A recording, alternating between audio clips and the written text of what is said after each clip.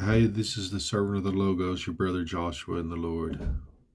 I was going to read this in First Timothy about how the prosperity gospel is false and how they overemphasize physical blessings, which God can physically bless you.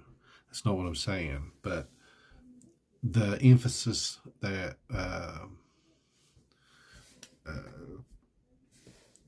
the prosperity gospel teachers teach is wrongly emphasized.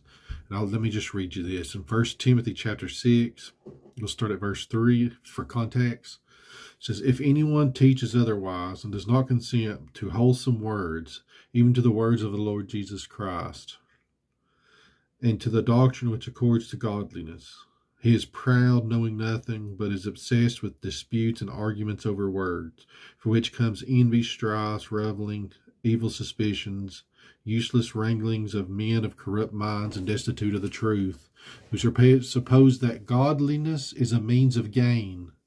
From such withdraw yourselves. So you should separate yourselves from those people teaching that godliness is a means of gains. It says, now godliness with contentment is great gain. Verse 7, for we brought nothing into this world, and it is certain we will carry nothing out. And having food and clothing, with these we shall be content. But those who desire to be rich fall into temptation and a snare, and into many foolish and harmful lusts which draw men into destruction and perdition. For the love of money is the root of all kinds of evil, for which some have strayed from the faith in their greediness and pierced themselves through with many sorrows. So see, he says, from these prosperity preachers, withdraw yourself. It says, godliness with contentment is great gain. So see, this is plain that the prosperity gospel is a false gospel, a false teaching, and it's been making headway in the Pentecostal movement, which is sad. But he says, from such withdraw yourselves. So separate yourself from these teachers.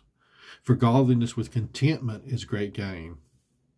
So this is plainly talking about people that are teaching the prosperity gospel, and Paul's talking against these people. It says those who desire to be rich fall into temptation and a snare.